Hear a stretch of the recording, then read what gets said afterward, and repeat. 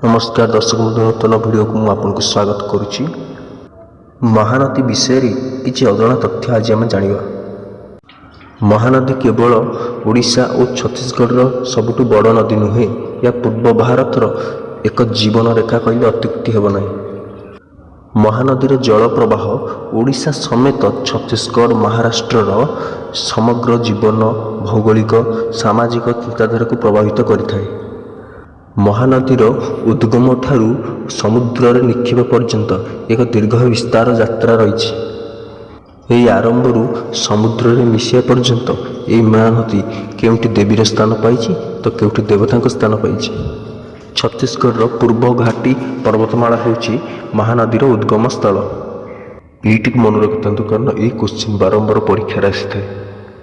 छत्तीसगढ़ धमतरी नामक एक जिलार फारसिया नामक एक ग्रामरू एक पहाड़र स्रोतर ठाब करा